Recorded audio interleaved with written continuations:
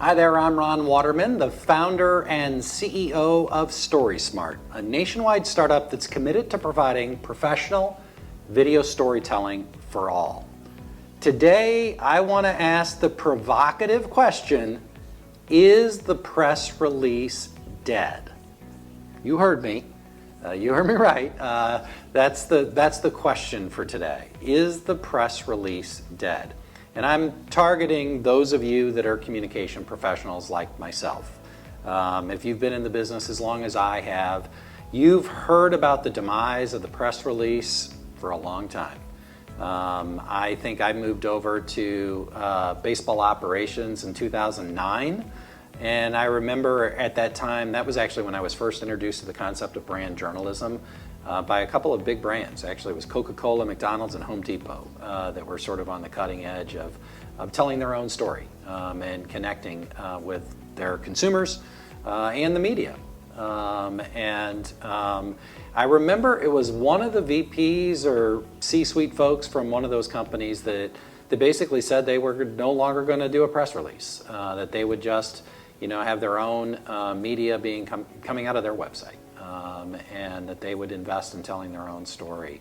And I remember really going, wow, holy cow, how's that possible? Because I knew at the Cardinals, like one of my stress points was getting set up to send out a press release, because that's what our media relations group did. We actually had runners, which are young kids that usually, the kids of front office staff, usually males, and we only had men in the beginning. It was like, a summer job, like when they were in high school or in college. And their job was literally to, when press releases started, they were typed out and somebody would deliver them to different parts of the stadium. And we'd send couriers out to send the press release to the media. And then, of course, that evolved to email and all of that. And now there are wire services, right? Like you can put your press release on the wire. There are literally hundreds of companies that do this. And I would suggest to you that despite, this is a companion piece to a written post that I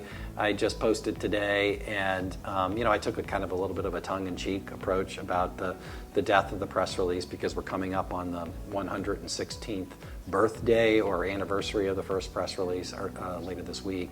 And so I had a little bit of fun with it, so you should check that out. But I'm gonna shoot you straight with this. I actually don't think the press release is dead or will die. I think it's like the coronavirus, if it's PC enough for me to say that. I don't think it'll ever go away. I think it's just going to continue to mutate and change. And I've witnessed that. I've witnessed the birth and use of the video news release, right? I've just seen the evolution of everything. At the Cardinals, we stopped doing certain types of press releases and would just tweet the information. If somebody went on the DL list, it's a perfect example of something that we in the past would have written a press release for, but we could just tweet that out. It was much more efficient.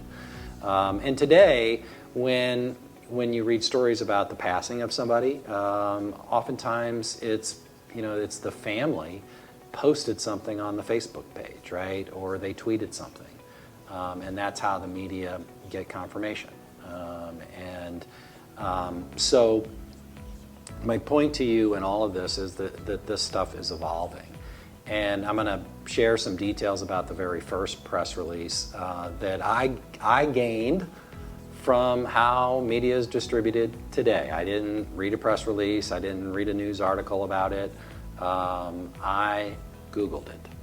And that's what reporters do. And that's what the public does. That's what your consumer of your brand does. They Google things, and they go directly to the source today. And the reason they do that, I think, is because more media is produced by the masses than mass media. And we want to go directly to the source to get our news and information.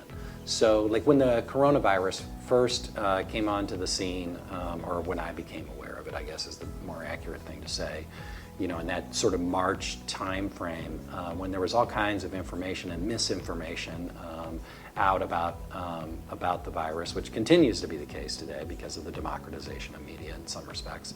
But when that was happening, what I did is I went, I was like, I'm not sure I'm getting the right story here from these news outlets. I'm going to go directly to the CDC. I'm going to go directly to my local hospital system, and I'm going to read about this, and I'm going to try to educate myself. I went to the health department at the county and the state and tried to educate myself. And that's kind of where consumers are today. And when it came to researching about the press release, I want you to recognize that I did not go to a library. I did not triple source it. And I did not interview people. I didn't do any of those things that, if I were reporting for a newspaper, you would, your editor would say, want to make sure that you got everything correct. I Googled it, and I found different accounts on different websites, but the one that was the most thorough was actually on an e-press release website, a company that wants to sell you their service of sending out a press release. They shared the history of the press release, which I'm going to share with you. A guy named Ivy Lee was the first person to send a press release in 1906. He was representing Pennsylvania Railroad, and there was a train wreck in Atlantic City where more than 50 people died.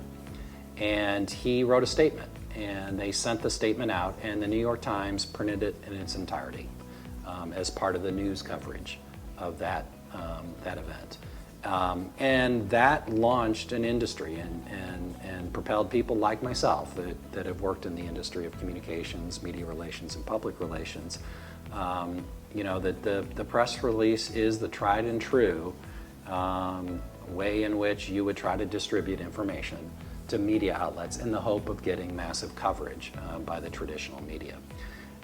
It is still used. Some people are better at it than others. I will tell you that it's very unlikely that you can send a press release and it's going to get picked up by a bunch of media outlets by the editorial side of those outlets. Now, what does exist today is really a recognition, I think a mutation that recognizes how the world works, which is you can pay a service to distribute your press release, and they guarantee to you a certain number of websites and a certain number of key websites like Google and Yahoo and things like that, where your release in its entirety is printed. And it has links back to your website, and it drives SEO. And a good example of that is the St. Louis Post-Dispatch, which is the daily newspaper in my community, has a section on their website where businesses, nonprofits, anyone really, I guess, can upload a press release. You have to get a login. It is reviewed by a person, but pretty much the entire release in its entirety is there. Now it's not the paper that gets distributed. It's not the editorial side where a reporter is reporting on it. It doesn't get their byline. It's actually coming from you. But it's on their website, and the value of that to any brand is that you're getting SEO. That you're because like in St. Louis, the STL Today is a highly regarded high traffic website, and if they have links from their website to your website, Google recognizes that and rewards you and bumps up your website. So there's this whole cottage industry of literally hundreds of companies that will send a press release to game that system. And my point to you in all of this is that at the center of that system is you. Believe it or not, if you have a website, anybody that has a website on social media, they are a media outlet, anyone. And so there's been this great democratization of media, which is really empowering.